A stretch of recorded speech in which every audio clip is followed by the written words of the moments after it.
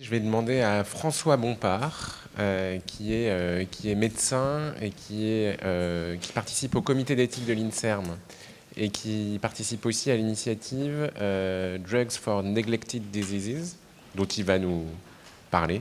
Merci beaucoup François Bompard. C'est sûr, son intervention porte sur les volontaires sains dans la recherche. Pardon, merci Paul Loup, merci Fabrice pour cette invitation à parler des volontaires sains. Donc les volontaires sains, et je vais revenir bien sûr sur des définitions plus précises, concernent donc les personnes saines qui se prêtent à la recherche. En préambule, je dois dire qu'en France, nous avons une réglementation qui distingue les volontaires sains des patients dans la recherche, ce qui est quelque chose de presque unique dans le monde. Très peu de pays le font. Donc ce que je vais vous raconter concerne un peu la France, mais surtout, j'allais dire, le reste du monde.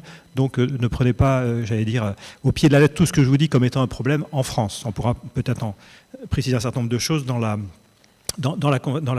discussion un petit peu plus tard. En deux mots, d'où je parle concernant les volontaires sains. Au début des années 80, la France n'avait pas de cadre réglementaire pour les études cliniques impliquant les volontaires sains. Et étant d'une candeur naïve très importante à l'époque, je pensais qu'il fallait se former en études de phase 1 avant de se former en études de phase 2, puis phase 3, phase 4. Et à l'époque, on n'avait pas Internet. Les phases 1, pour moi, c'était la pharmacologie clinique. Je suis allé me former à Londres à l'époque, puisqu'en Angleterre, il y avait un cadre législatif. Et donc, je me suis retrouvé à être une sorte d'investigateur junior, si vous voulez, dans l'équipe de cet hôpital à Londres, c'est un très grand hôpital, University College. Et étant aussi le plus jeune membre de l'équipe, quand il nous manquait un volontaire sain, la veille au soir, le patron venait me voir, il me disait « François, il nous manque un volontaire demain matin ». Moi, j'étais absolument ravi. Je disais « Très bien, je vais remplacer ce volontaire sain ». Donc ça, c'était une de mes expériences. Ensuite, je suis venu rentrer à Paris, à Cochin, où on a créé un des tout premiers centres français de pharmacologie clinique. Donc là, j'étais investigateur. Et ensuite, j'ai eu une longue carrière dans l'industrie pharmaceutique. Et là, j'étais le promoteur de beaucoup d'essais cliniques impliquant des volontaires sains. Je vous explique ça, pas tellement pour vous raconter ma vie, mais pour vous dire que j'ai vu l'évolution extraordinaire sur ces 30 dernières années j'allais dire, l'industrie concernant les volontaires sains. On est passé d'une époque où les volontaires sains étaient essentiellement des étudiants en médecine qui participaient dans des petits centres, dans des CHU et des essais cliniques, à une industrie des multi-milliards de dollars mondiale qui implique non plus seulement les grandes villes des pays industrialisés, mais aussi énormément de pays à moyens faibles et limités. Et donc on est passé à une échelle totalement industrielle et mondialisée des choses, et donc ça, c'est important en termes de contexte de comprendre l'évolution qu'il y a eu ces dernières années. Donc comme le disait Paul Loup, avec le comité d'éthique de l'INSERM, nous avons créé cette initiative qui s'appelle VolRethics, pour volontaires sains en recherche et éthique, qui a été initiée par notre groupe, et une partie de la réflexion a commencé en réalisant à quel point la France était à peu près unique au monde en ayant une réglementation, comme je le disais au début, qui fait la différence entre les patients et les volontaires sains. Donc nous avons créé cette initiative avec l'idée tout d'abord de comprendre ce qui se passe au niveau mondial avec les volontaires sains, donc quelles sont les données, quelles sont les évidences, quels sont les problèmes qui remontent, mais également quelles sont les bonnes pratiques. Quels sont les pays, quelles sont les équipes qui ont mis en place des garde-fous pour protéger les volontaires sains. Donc ça, c'est notre objectif général. Et on a immédiatement créé, sur la base d'une revue de la littérature qu'on a fait, un groupe très international. On a des participants d'à peu près partout dans le monde, sauf l'Australie, j'allais dire. Mais nous avons des collègues africains, des collègues nord-américains, des collègues asiatiques, des collègues latino-américains, des collègues d'Inde, etc. Donc on a d'emblée créé un groupe très très international avec un certain nombre d'observateurs internationaux, beaucoup d'observateurs européens, la Commission européenne par exemple, mais également l'OMS, l'UNESCO, etc. Une chose à laquelle on a tenu aussi d'emblée, c'est d'impliquer des volontaires sains. On n'a pas voulu être uniquement entre j'allais dire, experts ou experts auto-intronisés, mais également impliquer des volontaires sains, ce qui est un vrai défi, parce qu'il n'y a pas de groupe organisé de volontaires sains nulle part dans le monde. Aller chercher quelqu'un et savoir si cette personne va être représentative, c'est un vrai défi. Mais enfin voilà, on a quand même voulu ne pas parler simplement en vase clos, mais avoir des gens qui sont directement concernés par ces par ces problématiques. Donc on a eu un certain nombre de réunions, je ne vais pas vous embêter avec les détails, mais on a eu des réunions régionales. On a organisé des réunions en Afrique, en Asie, virtuelles. Hein. On n'a pas de budget, j'aurais dû le dire d'emblée, on a 0 budget. Donc on organise des réunions virtuelles avec des collègues en Afrique, en Asie, en Amérique latine, etc., dont on a retiré un certain nombre de choses. La première chose qu'on a réalisée, et ça, moi, ça m'a beaucoup étonné parce que je pensais que je connaissais bien les volontaires sains de par l'historique dont je vous parlais, c'est qu'au-delà des études qui impliquent les volontaires sains pour tester des médicaments ou des vaccins, il y a des tas d'autres façons d'impliquer des personnes saines dans la recherche. Alors pour ce qui est des études interventionnelles, donc on fait quelque chose de très concret, donc l'administration de médicaments, de vaccins, mais aussi des dispositifs médicaux, des biothérapies. On a appris que certaines équipes exposent des personnes saines à des polluants qui leur font respirer des polluants. À l'époque du Covid, vous avez sans doute entendu parler aussi des challenges infectieux. C'est-à-dire qu'on va infecter quelqu'un de sain avec un pathogène et on va regarder ce qui se passe. Alors, c'est pas nouveau. On le fait depuis longtemps avec le paludisme, par exemple, mais le paludisme, on sait le traiter. Si on voit que la crise de palu commence à devenir un peu trop sévère, on a de quoi interrompre la crise immédiatement, on a des traitements efficaces. Pour le Covid, évidemment, c'était pas la même chose.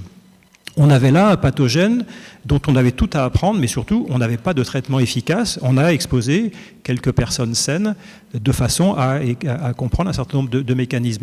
La France n'a pas autorisé ces recherches. Le Royaume-Uni l'a autorisé, par exemple. Donc ça, c'est pour les recherches interventionnelles. Donc on a déjà réalisé qu'il y avait un vaste panel d'impliquer de façon dans des études interventionnelles des volontaires sains, mais on a aussi réalisé, on aurait pu le deviner avant, mais qu'on implique aussi des tas de personnes saines pour des études avec ou sans prélèvement biologique, des études d'épidémiologie, des études de physiologie, des sciences comportementales, de la science humaine et sociale, des questionnaires, des enquêtes, etc.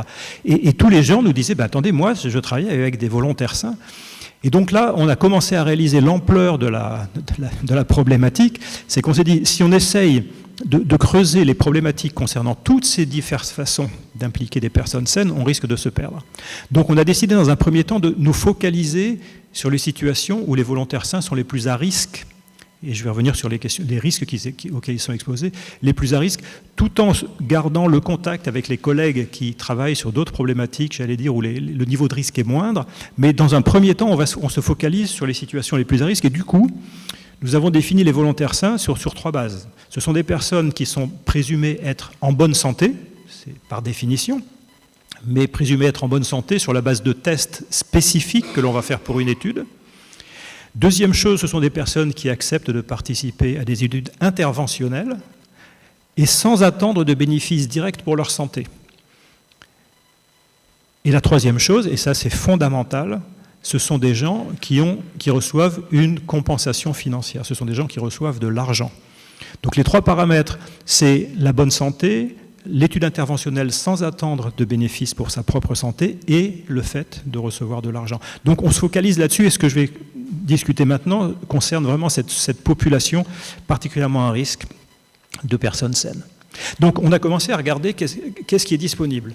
On a commencé par regarder les grands textes, la déclaration d'Helsinki, les guidelines du CIOMS, les guidelines ICH. Aucune de ces guidelines ne mentionne les volontaires sains. On parle de participants à la recherche, on parle de human subjects, research subjects. Aucune d'entre elles, presque, ne parle des volontaires sains. Donc on considère les participants à la recherche comme un tout. La deuxième chose qu'on a réalisée, c'est qu'il y a très très peu de publications scientifiques disponibles sur le sujet. C'est un domaine qui est très peu finalement financé. Il y a très peu d'équipes académiques qui ont des financements pour travailler sur ces questions-là, en dehors des États-Unis. Aux États-Unis, il y a au moins 2 grandes équipes qui travaillent sur la question, qui ont des financements et qui ont décrit des choses très intéressantes, en particulier le phénomène des volontaires sains professionnels, c'est-à-dire des gens qui participent de façon répétée à des essais cliniques pour gagner leur vie pendant une partie de leur vie. Et l'autre dimension qu'ils ont documentée, c'est qu'ils appellent la research underclass, c'est-à-dire de dire ce sont les populations les plus pauvres, les plus déshéritées, souvent des migrants plus ou moins légaux, qui participent à ces recherches. Donc les États-Unis nous ont amené ces deux idées, research underclass, donc des populations en situation de grande vulnérabilité, et des gens qui en font finalement une façon de gagner leur vie. En dehors des États-Unis, très très peu de choses ont été publiées, même la France, je disais, qui pourtant est exemplaire, il n'y a rien de publié, ou quasiment rien de publié. Donc on était mal parti, si vous voulez, en termes de données. Et là où ça devient encore pire, c'est qu'en fait, quand on va regarder, par exemple, les grandes bases de données internationales sur les essais cliniques, eh ben, on réalise que les données ne sont pas claires du tout. Déjà, les véritables études de phase 1, c'est-à-dire les toutes premières administrations à l'homme, ne sont pas, il n'est pas obligatoire pour la réglementation américaine de les enregistrer dans la base de données clinicaltrials.gov. C'est à peu près la même chose en Europe. Les études sont déclarées, simplement elles ne sont pas visibles de façon publique. Donc on a affaire à un flou, on a très peu de data, et une bonne raison pour ce flou, c'est qu'en fait, les données appartiennent à des sociétés privées, des firmes pharmaceutiques, et puis ce qu'on appelle des CRO, des Contract Research Organizations, qui mènent ces recherches, et ces sociétés n'ont aucune obligation de rendre ces données publiques, et comme elles sont dans une situation de compétition, de concurrence les unes avec les autres, elles les publient encore moins. Donc on a affaire à une sorte de flou qui nous pose problème. Alors on a regardé rapidement ce qu'on peut trouver quand même comme indication. Donc pour ça, on est allé regarder la base de données américaine clinicaltrials.gov, c'était en janvier 2022. Et à cette époque-là, on a trouvé 13 000 études interventionnelles impliquant des volontaires sains. Si on se dit qu'il y a au minimum 10 volontaires sains par étude, on est en train de parler de 130 000 personnes à un moment précis impliquées dans des recherches interventionnelles. On le sous-estime sans doute parce que, comme je vous le dis, ces études ne sont pas à déclaration obligatoire dans le base clinicaltrials.gov, mais ça donne un ordre de grandeur. L'autre dimension très intéressante, c'est que sur ces 13 000 études, il y a moins de 10%, probablement aux alentours de 5%, qui sont de vraies premières administrations à l'homme, des first in man, des véritables phases 1. On peut dire qu'au moins 85-90% des études impliquant des volontaires sains dans le domaine interventionnel, donc pharmaceutique, etc., ne sont pas des premières administrations à l'homme. Et qu'est-ce que c'est ? Ce sont des études de pharmacocinétique, de bioéquivalence, de métabolisme, de choses comme ça, concernant des médicaments déjà existants. Donc ce ne sont pas de nouvelles molécules, ce sont des médicaments déjà enregistrés, mais l'essentiel du volume des études concerne donc des médicaments déjà existants, ce qui nous a beaucoup étonné parce qu'intuitivement, surtout pour quelqu'un comme moi qui vient de l'industrie pharmaceutique, phase 1 égale volontaire sain, très bien, first in man, en fait non, pas du tout. L'essentiel de l'activité n'a rien à voir avec les phases 1. Une chose importante également à réaliser dans tout ce que je dis, j'ai un peu fait allusion, c'est qu'en fait, tout cet écosystème est largement contrôlé par des acteurs privés. Et ces acteurs privés répondent aux demandes des agences réglementaires. Les agences réglementaires, pour enregistrer un médicament générique, vont demander des données de pharmacocinétique. Et donc les firmes pharmaceutiques vont sous-traiter ce travail à des CRO, et les CRO sont devenus des compagnies absolument considérables. Alors j'ai une slide sous les yeux que je ne peux pas vous montrer, mais je suis allé regarder sur Internet ce que les CRO disaient sur leur capacité d'étude. J'ai trouvé en 5 minutes, une unité au Texas qui dit qu'ils ont 180 lits, une autre disant 300 lits en Amérique du Nord et 150 en Asie-Pacifique, une autre disant nous avons 600 lits disponibles en Amérique du Nord et en Europe. Donc quand on a 600 lits, pour aller les remplir, il faut aller de façon relativement agressive chercher des volontaires sains. Alors je ne dis pas que ces gens sont des irresponsables, mais quand on a 600 lits à remplir et qu'on est dans une industrie concurrentielle où par la force des choses on va aller plus vite que le concurrent et moins cher, vous voyez qu'on peut être dans des situations où les considérations éthiques peuvent de temps à autre être challengées. Donc voilà un petit peu le décor à grands traits dans lequel nous sommes engagés. Et donc à l'occasion des quelques réunions qu'on a organisées, on a en fait on a ressorti un certain nombre de grandes idées concernant la différence entre les volontaires sains et les patients participant à la recherche. Et donc dans les grandes lignes, si vous voulez, on a identifié 3 risques particuliers concernant les volontaires sains. Le premier risque, c'est un risque de se faire exploiter. Le second risque, c'est un risque de souffrir des événements indésirables. Et le troisième, c'est de voir leur bien-être compromis. Donc je vais rapidement vous parler de chacun de ces 3 sujets. Tout d'abord sur la question de l'exploitation. Il est clair que la question fondamentale, c'est la capacité des gens à donner un consentement éclairé véritable. Et là, avec les volontaires sains, compte tenu de la population à laquelle on s'adresse, il y a un vrai souci, c'est que ces personnes sont très souvent en situation de vulnérabilité. Vulnérabilité économique parce qu'ils ont besoin de l'argent, vulnérabilité sociétale parce que ce ne sont pas forcément des gens en haut de la pyramide, niveau d'éducation qui peut être limité, une certaine pression de la part des pairs, c'est-à-dire tiens, une bande d'étudiants, allez, moi je vais participer à un essai clinique, allez, on y va, etc. Dans certains pays, le manque d'accès aux soins aussi peut être une raison pour laquelle on va aller participer à une recherche histoire d'avoir quelques données sur sa propre santé.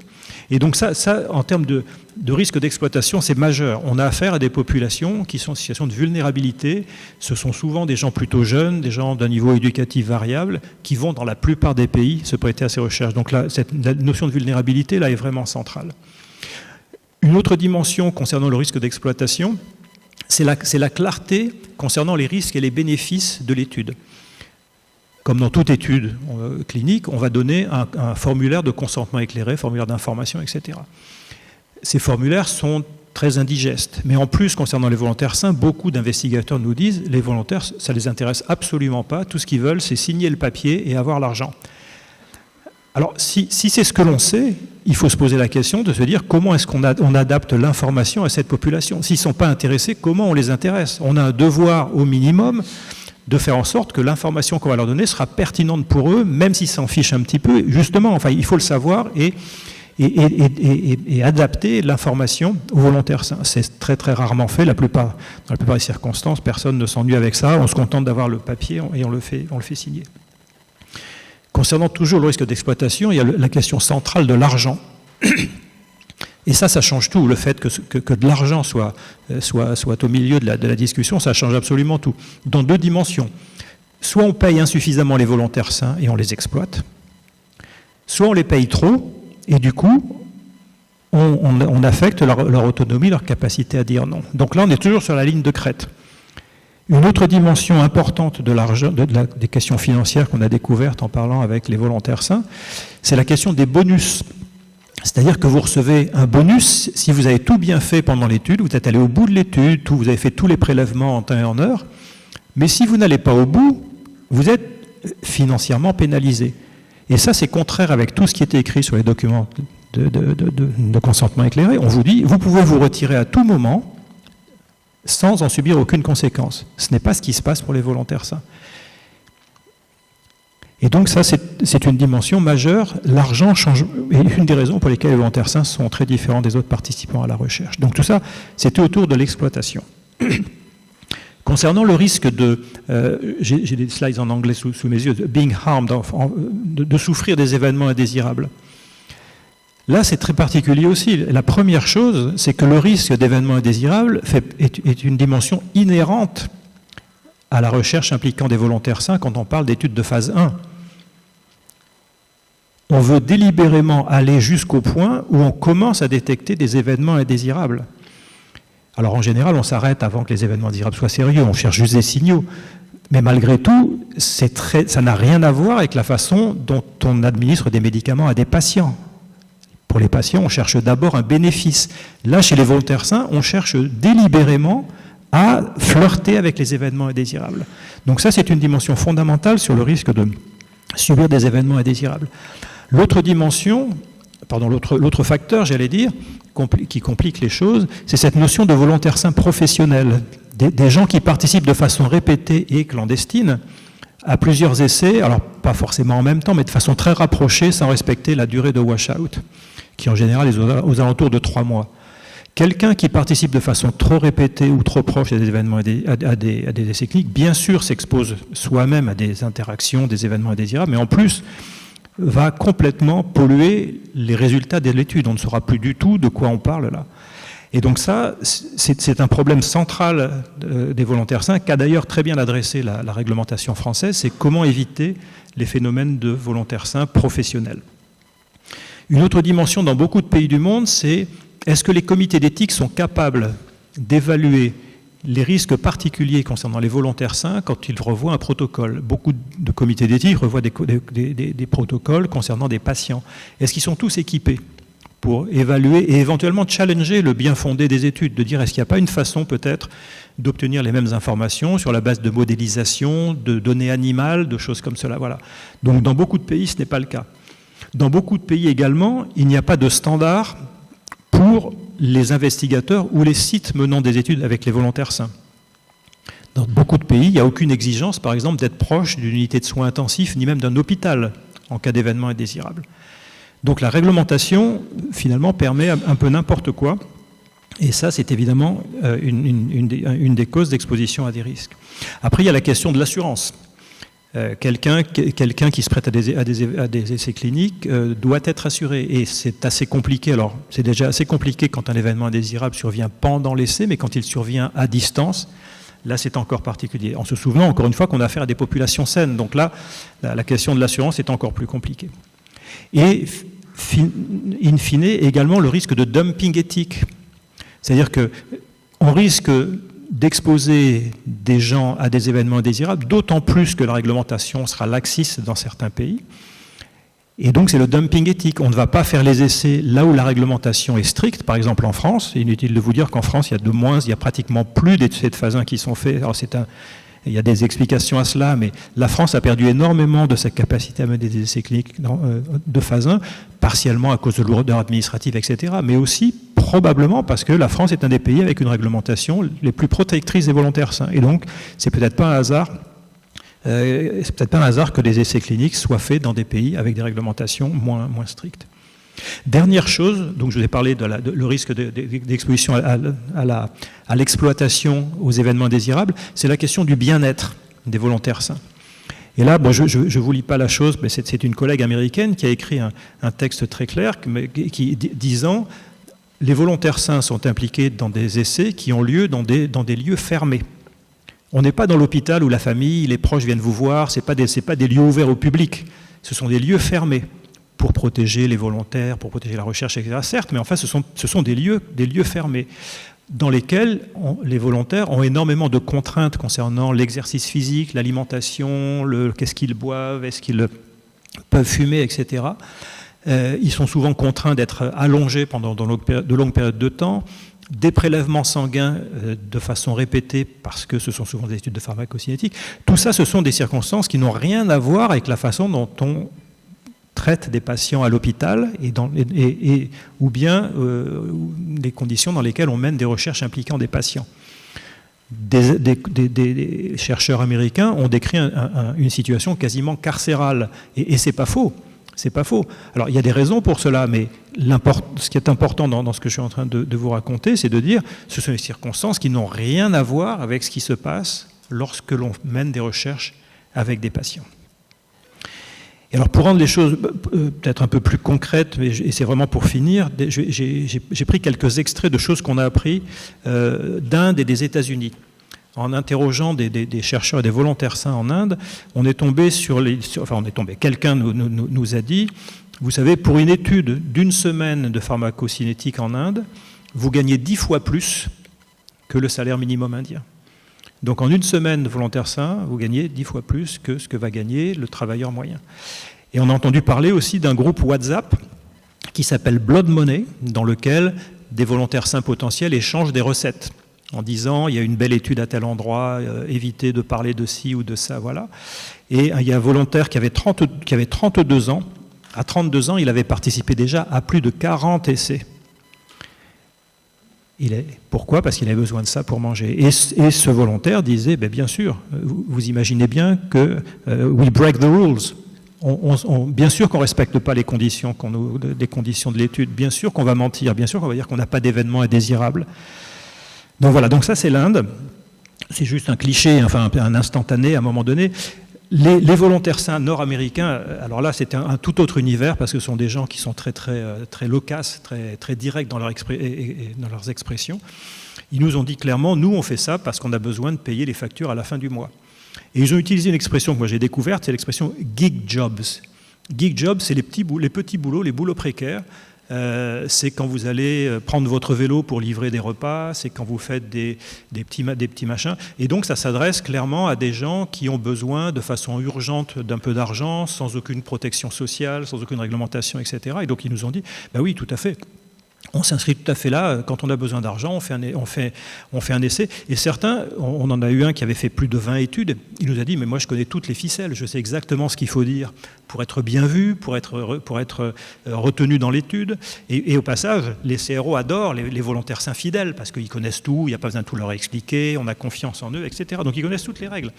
Et un certain nombre d'entre eux nous ont dit, nous sommes considérés comme des corps, des bodies, et même des guinea pigs, des cobayes. Ils disent on est clairement des cobayes, on prête notre corps, et dans une vision très nord-américaine, très transactionnelle des choses, ils nous ont dit, et d'ailleurs, comme on aide un certain nombre d'entités à se faire de l'argent, pourquoi est-ce qu'on ne partage pas les bénéfices ?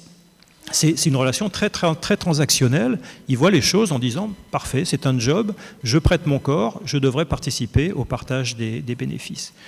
Et il y en a un qui était même allé jusqu'à nous dire « Bon, je me fais exploiter, mais bon, finalement, tout le système capitaliste est basé sur l'exploitation. » Donc lui, ça lui allait assez bien de se dire « Voilà, c'est un job comme un autre que je fais pendant une certaine période de ma vie, que je ne ferai pas toujours, mais quand j'en ai besoin, je sais que c'est là. Et je me débrouille parce que je connais toutes les ficelles. » Et une des dernières choses qu'ils nous ont dit, c'est la question du paiement. Alors là, évidemment, c'est c'est les États-Unis. Bon, l'argent est un déterminant fondamental. Et c'est là où ils nous ont dit clairement, ils ont insisté sur ce dilemme dont j'ai parlé tout à l'heure, c'est de dire d'un côté, on nous dit vous pouvez vous retirer quand vous voulez, mais de l'autre côté, si on se retire, on est puni. Et du coup, quand on a des événements indésirables, on se demande toujours si on doit en parler ou pas, parce que si on n'en parle pas, on a une chance d'avoir l'argent à la fin. Si on en parle, on risque d'être sorti de l'étude. Alors vous imaginez la validité des données qu'on génère dans ces situations-là. Voilà. Donc voilà les témoignages des volontaires sains. Et donc pour conclure, c'était vraiment là-dessus c'est à ça qu'on est arrivé actuellement pour exprimer les choses de façon la plus simple possible autour de Volrefix. On insiste sur ce qui fait que les volontaires sains sont des participants particuliers à la recherche, en particulier différents des patients. La première chose, excusez-moi, je me répète, mais c'est pour finir sur quelque chose peut-être d'un peu clair, la première chose, c'est que ce sont des personnes saines. Et ça change tout. Le rapport risque-bénéfice est basé sur des paramètres qui n'ont rien à voir avec ceux des patients. Ils reçoivent de l'argent, ça change tout également. Le fait, alors bien sûr, dans certaines situations, on va indemniser les patients pour un ticket de bus ou des machins comme ça, mais ça n'a rien à voir avec les paiements qu'ils peuvent recevoir. Au passage, j'ai dit qu'en France, on a une réglementation particulière. La France a mis un plafond de 6 000 euros annuels comme le maximum d'argent que peut recevoir un volontaire sain sur une durée de 12 mois, 6 000 euros annuels. Aux États-Unis, il n'y a pas de limite. Et la France est le seul pays à avoir mis une limite. Mais il n'est pas rare du tout d'avoir des études à 3 000, 4 000, 5 000 euros ou dollars pour des volontaires sains. Donc là, la compensation financière, l'argent change tout. Et la dernière chose qui n'est pas la moindre, et ça c'est une collègue nord-américaine qui nous a alerté là-dessus, le fait que les conditions soient extrêmement strictes et presque carcérales concernant les études chez les volontaires sains, ça aussi ça change tout. Et donc ce que nous sommes en train de faire sur la base de ces constatations, c'est en fait de créer un réseau international qui vise en tout premier lieu à ouvrir les yeux des décideurs sur cette réalité. Les volontaires sains ne sont pas des participants à la recherche comme les autres. Et donc, ce vers quoi on tend, c'est de dire chaque pays devrait considérer les volontaires sains comme une population particulière participant à la recherche. Et si on fait cela, on aura déjà gagné, puisque sur cette base-là, on pourra ensuite partager des bonnes pratiques, comme ce qui est mis en place en France, par exemple, pour protéger les volontaires sains, pour faire en sorte que chaque pays, chaque région du monde, décide de ce qui est possible pour elle de façon la plus efficace.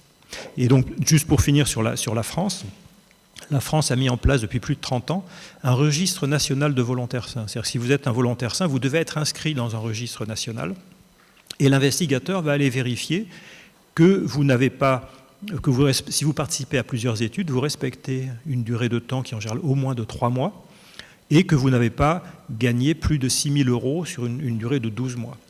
Donc ça, la France a été pionnière avec ce système. Il y a que 2 autres pays qui ont mis en place un système équivalent, c'est la Grande-Bretagne en 2014 ou 2015 et la Malaisie. tout récemment. Mais ça, c'est le genre de système qui est conçu pour éviter le phénomène des volontaires sains professionnels. Mais ça nécessite aussi qu'au niveau du pays en question existe par exemple un système unique d'identification. Dans les pays où il n'y a pas d'état civil, où il n'y a pas de documents d'identité inviolable en tout cas, vous voyez la difficulté à mettre cela en place. Donc c'est pour ça que notre objectif, c'est tout d'abord la prise de conscience du fait que les volontaires sains ne soient pas des participants à la recherche comme les autres, et deux, de partager des bonnes pratiques pour que chaque pays dise qu'est-ce qui est possible, qu'est-ce qui est licite, qu'est-ce qui est pertinent dans leur contexte. Voilà, je vous remercie et j'espère ne pas avoir été trop long. Merci beaucoup François. Je profite d'avoir le micro pour poser deux questions. Je ne sais pas si ce sont des questions auxquelles tu voudras répondre. Bon, à défaut, ce seront des remarques. La question que je me pose à propos des volontaires sains, mais peut-être aussi à propos de la gestation pour autrui, même si apparemment c'est un sujet un petit peu différent, c'est que on s'inquiète beaucoup que ces personnes participent aux recherches ou que des femmes prêtent leur ventre pour accueillir les bébés d'autres couples. Mais est-ce que c'est pas un peu hypocrite de s'inquiéter de ça? Et est-ce que ce qui est inquiétant, c'est pas que l'organisation sociale et économique soit telle que ces personnes aient besoin de le faire?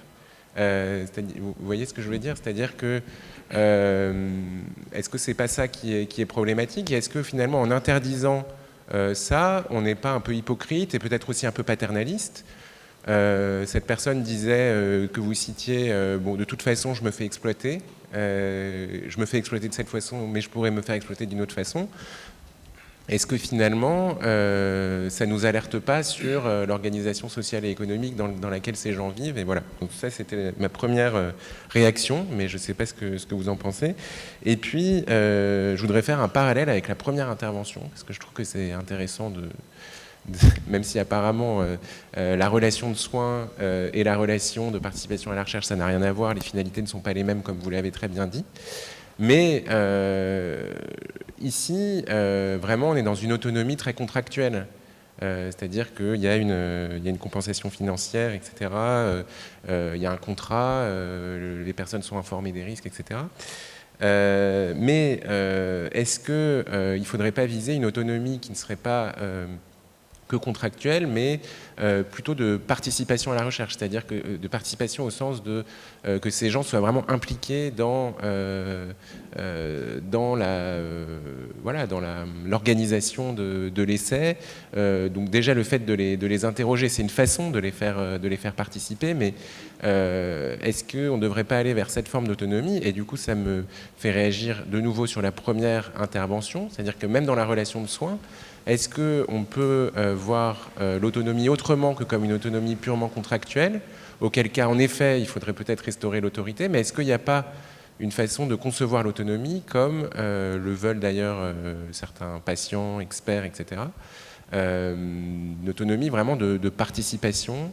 Voilà, donc c'est un peu mes questions, mes remarques. Je ne sais pas s'il y en a d'autres. Non, j'allais dire un objectif probablement un peu idéaliste que l'on a à travers cette initiative VolRefix, c'est précisément de susciter la création peut-être d'organisations de volontaires sains qui se structureraient. La difficulté qu'on a aujourd'hui, c'est qu'on s'adresse à des populations qui sont jeunes, qui font ça une partie de leur vie, qui ne sont pas particulièrement fiers de ce qu'elles font. Un certain nombre de volontaires nous ont dit « moi je fais ça en cachette de ma famille ». Donc ce n'est pas des gens qui ont forcément envie d'être visibles. Alors à travers l'initiative, on essaie d'en avoir quelques-uns, mais c'est pas facile. Les Nord-Américains, ça va, ils sont assez habitués à ce genre de choses. Pour des Asiatiques, c'est toute une histoire, c'est très compliqué. Donc on a affaire à des populations en situation de vulnérabilité qui ne font que passer là-dessus. C'est un peu comme c'est le système des geek jobs. Voilà, je vais livrer Uber Eats pendant quelques temps, parce que j'ai pas le choix, puis après je passerai à autre chose, et puis ce sera une partie de ma vie que je mettrai derrière moi. Donc on voudrait faire ça. effectivement, les impliquer, mais on part de loin, parce que ce que je disais tout à l'heure, ce que nous disent les investigateurs, ils nous disent, beaucoup de volontaires sains lisent à peine les documents d'information, ça ne les intéresse pas, ils s'en fichent un peu, c'est du charabia, ils veulent juste signer et avoir l'argent, donc on part de loin. Et sur ta toute première question, sur le côté transactionnel, etc., effectivement, à un moment donné, on s'est dit, mais s'il y a des gens qui ont besoin de ça pour manger, qui suis-je pour les en empêcher ? Alors c'est une question. Après, ce qu'on voudrait faire quand même, c'est que les personnes qui sont impliquées dans ces recherches soient particulièrement alertées sur le risque de vulnérabilité, donc elles la prennent en compte, qu'elles n'en profitent pas, mais qu'au contraire elles la prennent en compte, et qu'au minimum, les gens soient correctement informés des risques et des bénéfices, en dehors de l'aspect financier, de la chose. Mais effectivement, il y a une tension là-dessus. L'idéal, ce serait quand même de faire en sorte qu'on ait recours aux volontaires sains que dans des situations où on n'a pas le choix. Et à long terme, c'est un peu notre objectif, c'est de dire, on voudrait arriver un petit peu comme dans la recherche animale, l'approche 3R, réduire, raffiner et remplacer, faire en sorte qu'on utilise les volontaires sains que là où on n'a pas le choix. Et il y a peut-être des façons de promouvoir d'autres façons de collecter des données qui aujourd'hui sont exigées par les agences réglementaires. Plutôt qu'exposer des volontaires sains, est-ce qu'on ne peut pas travailler davantage sur des modélisations mathématiques, par exemple, et de faire en sorte que ce soit, en dernier recours, des personnes saines auxquelles qu'on expose à des risques potentiels. Voilà. Donc le sujet est vaste. Ouais. Ça me semble évident, les problèmes que posent les volontaires sains, professionnels et les personnes en situation de grande vulnérabilité. Et du coup, je me posais la question de pourquoi les volontaires sains en France le font. Est-ce qu'on a des études qui les interrogent ? Pourquoi est-ce que ces gens-là qui n'y gagnent pas grand-chose finalement se portent volontaires alors qu'ils sont sains ? On n'a aucune donnée, que je sache, en France. Et c'est un projet dont on avait parlé un petit peu avec Fabrice Zil, en se disant peut-être si on avait les moyens peut-être de mener une enquête en Île-de-France, peut-être ça pourrait être quelque chose d'extrêmement intéressant. Parce que la France, comme j'ai dit, a ce registre qui a été créé il y a plus de 30 ans. Et on a 0 données sur ce registre. On ne sait même pas combien de volontaires sains sont passés dans le système. Donc on n'a même pas de métrique, si vous voulez, pour dire sur ces 30 ans. Certes, le registre n'a pas été conçu pour ça non plus, mais justement, on voudrait travailler avec les autorités, le ministère de la Santé, pour dire au moins, est-ce que sur quelques années, on peut avoir une idée des métriques ? Donc aujourd'hui, non, mais vous avez totalement raison. On connaît mal, c'est mal étudié en dehors des États-Unis, où il y a quelques équipes académiques qui ont des financements pour ça. En dehors de ça, c'est la question du financement, en fait, je pense, c'est vraiment ça. On a contacté un chercheur anglais qui avait écrit il y a quelques années un très intéressant livre sur ce qu'il appelle les essais commerciaux et les volontaires sains au Royaume-Uni.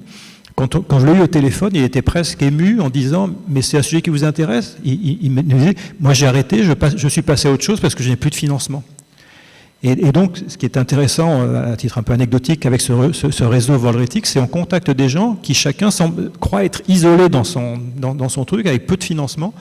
Et par exemple, quand on a parlé quand les collègues américains, nord-américains, ont réalisé que la Malaisie avait un registre de volontaires sains, ils ont dit, mais attendez, ils ont un peu halluciné en disant, mais comment se fait-il qu'on ne le sache pas, et que 2, aux États-Unis, on n'ait pas encore mis en place ce registre.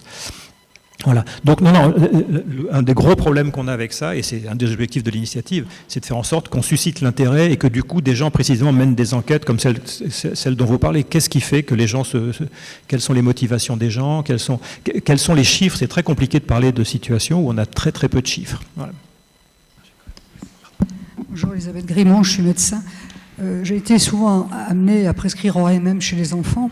Donc qu'en est-il des expériences, enfin, de la position des laboratoires pour les thérapeutiques chez les enfants ? Est-ce qu'il existe ? Est-ce que ça existe ? Est-ce que la législation existe chez l'enfant ?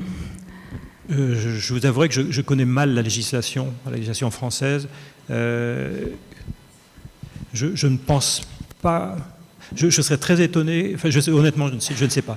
Pour moi, l'essentiel des volontaires sains sont des adultes, au moins 18 ans. Jusqu'à il n'y a pas très longtemps, les critères d'âge étaient assez stricts, ils ont été relâchés de plus en plus, avec l'idée aussi de dire que d'emblée, on fait des études chez les volontaires sains qui vont idéalement être aussi proches que possible de la population qui, in fine, utilisera les médicaments. Donc, du coup, on a élargi les critères d'âge. Mais sur l'enfant, je ne crois pas. C'est un sujet qui est quelque part dans la longue liste des questions à investiguer dans le cadre de Volretix. Je ne saurais pas vous dire. Je ne connais pas assez le sujet. Je suis désolé. Oui, bonjour. Alexis Rayapolé de l'Espace Éthique. Ça va reprendre un petit peu aussi la question sur pourquoi est-ce que les volontaires sains en France le font. Alors, avant, la première chose, vous avez dit à un moment que lorsqu'on ne paye pas assez les personnes, elles sont exploitées. J'étais un petit peu surpris parce qu'on pourrait plutôt se dire que moins elles sont payées, moins elles sont exploitées, puisque plus leur consentement est, on va dire, altruiste. Mais que même si c'est le cas, même quand le consentement est parfaitement altruiste, à quel point est-ce qu'on peut accepter que le consentement soit suffisant pour compenser un risque ou un préjudice pour la santé? Si je vais prendre un exemple très extrême, on n'accepterait pas qu'une mère donne son cœur pour sauver son enfant, même si c'est parfaitement altruiste comme démarche. Donc jusqu'à quel point, comment est-ce qu'on juge le niveau de risque ou de préjudice acceptable par rapport au consentement, même s'il est parfaitement libre? L'indemnité financière qui est donnée aux volontaires n'est pas liée au risque auquel on les expose. A priori, le risque doit être minime ou presque inexistant. C'est la théorie. Parce que on ne peut pas dire, on peut pas calibrer. En France, c'est impossible de toute façon. On a cette limite de 6 000 € annuels, donc on peut pas aller au-delà. Mais sinon, l'argent qui est donné est basé sur les contraintes de l'étude. Vous allez devoir rester coincé pendant une semaine. Il va falloir que vous reveniez pour des visites, etc. Donc c'est sur ce genre de considération que l'indemnité est calculée dans la plupart des pays. Le niveau de risque ne rentre pas en ligne de compte. La question a été posée à l'époque du Covid, sur la question des infections. Et là, honnêtement, moi, j'ai participé à un débat où j'ai dit, idéalement, il ne faudrait avoir que des volontaires bénévoles pour le Covid, précisément pour ce que vous dites. Parce que pour que l'argent ne rentre pas. Alors là, on m'a dit, c'était un débat franco-américain. Les Américains m'ont dit, vous êtes fous. Enfin, voilà, c'est impossible. Parce que si on ne les paye pas, on ne les trouvera jamais, les volontaires. Et on est dans une industrie très concurrentielle. Quand vous avez 600 lits à remplir et que vous avez promis à votre firme pharmaceutique que vous allez les remplir, vous allez faire l'étude en tant de temps, si vous n'avez pas l'argent, les gens ne vont pas venir. Les volontaires sains, vous ne trouverez pas les volontaires sains, tout simplement. Il y a des situations où l'altruisme rentre en ligne de compte, ça c'est totalement vrai, mais on n'est pas du tout dans le même cadre que les volontaires sains professionnels. Il y a des situations où les gens vont accepter une fois dans leur vie, 2 fois dans leur vie de participer, même en étant sains. Et là, effectivement, on peut compter sur l'altruisme comme étant quelque chose d'assez déterminant. Mais là, ce dont on parle, c'est ce que j'ai dit au tout début, on s'est focalisé sur les situations où les risques sont les plus élevés. Et donc, le risque, c'est le volontaire sain professionnel. Le volontaire sain professionnel, sa motivation, c'est l'argent. Et sans argent, toute cette industrie ne fonctionnerait pas. Il ne trouverait jamais les volontaires. Alors, on a peut-être le temps pour une dernière question, ou sinon on peut aussi être à l'heure et prendre la pause tout de suite. Donc je vous propose, merci de... Ah, il y a une question.